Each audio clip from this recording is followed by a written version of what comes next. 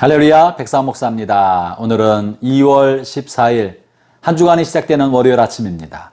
오늘도 변함없이 하나님의 말씀으로 하루의 문을 열고 일주일의 첫 시간을 시작하는 여러분 모두에게 좋으신 하나님의 선하신 은총이 하루 종일 함께 하시기를 축원합니다.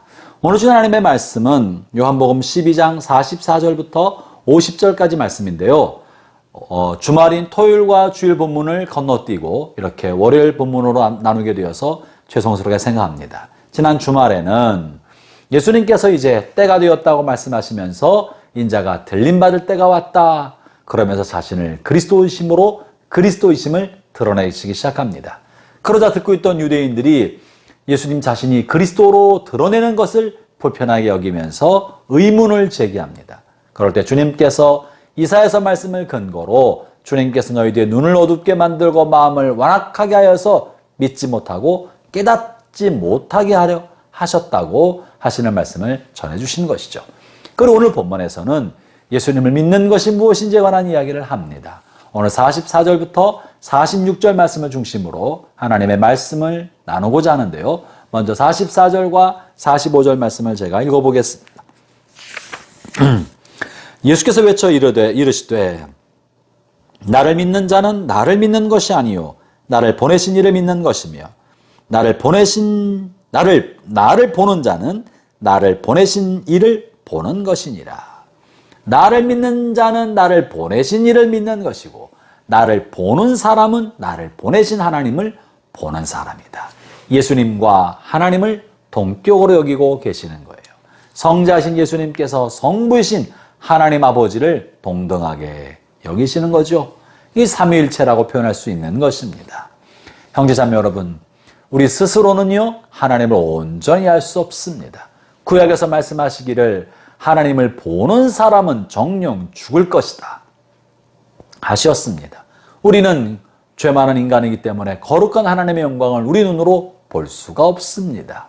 그런데 예수님을 보는 자는 하나님을 본다고 하였습니다. 하나님은 볼 수 없고 이사야서 45장 말씀에는 이스라엘의 하나님은 스스로 숨어 계시는 하나님이십니다 라고 말씀하셨습니다. 하나님은 자신을 감추시고 숨어 계시기 때문에 인간의 지식과 인간의 이성과 철학적 사유로 이 하나님을 온전히 깨달을 수 있는 길은 없습니다. 나름대로 생각을 하지만 그것이 하나님에 대한 온전한 깨달음과 이해는 아닌 것입니다. 하나님께서 자신을 보여주지 않는데 하나님을 알 수 있는 사람이 어디 있겠습니까? 그건 불가능한 것입니다.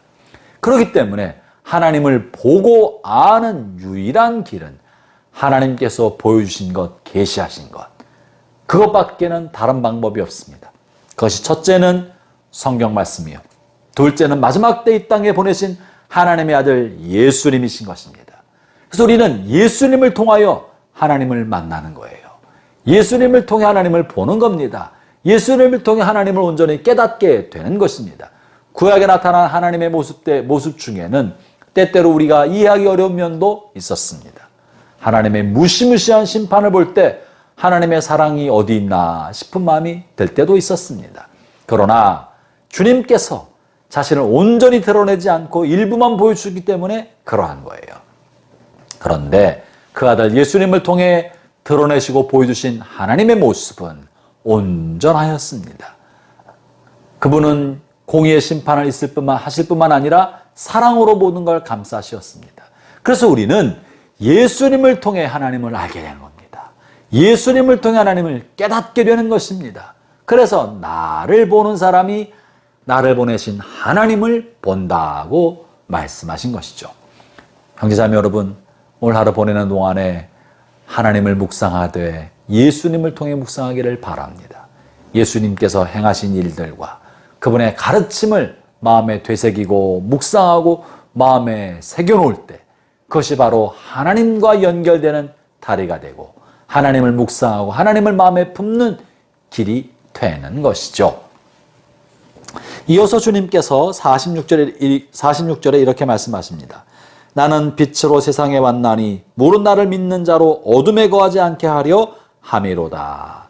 주님께서 빛으로 오셨기 때문에 주님을 믿는 사람은 더 이상 어둠에 속하지 않도록, 어둠에 거하지 않도록 하신다는 겁니다.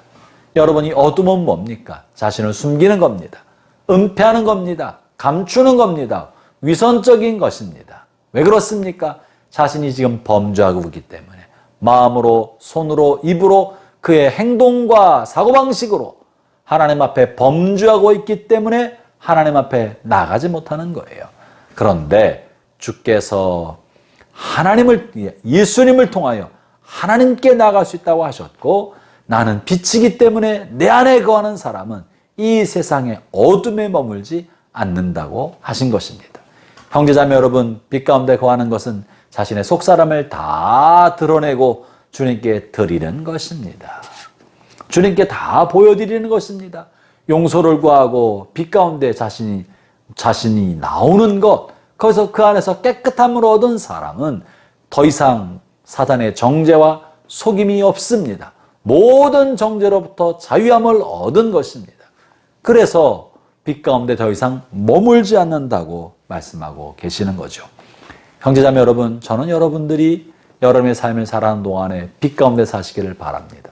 어둠에 거하지 않기를 바랍니다. 스스로 속이는 어둠 가운데 머물지 않기를 바랍니다. 그리고 우리를 사랑하시고 돌보시는 하나님의 은혜 아래 말씀의 권능 가운데 사십시오. 주님 여러분과 함께 하십니다. 여러분의 삶을 인도하고 계십니다. 기도하겠습니다. 하나님 아버지 감사합니다. 우리 안에 내주하시고 우리와 동행하시며 우리의 살아갈 걸음걸음을 인도하신 주님 찬양합니다. 이 한 주간도 또 오늘 하루도 그 주님을 묵상하고 주님과 더불어 살며 머물며 거하게 하여 주옵소서. 주님을 묵상하고 바라보는 것이 저에게 가장 큰 기쁨이 됩니다. 주님을 묵상하고 바랄 때 우리의 영혼의 빛이 비추어서 죄악이 끊어지게 하여 주시고 영광의 불꽃이 피어나게 하여 주옵소서. 예수님 이름으로 기도합니다. 아멘.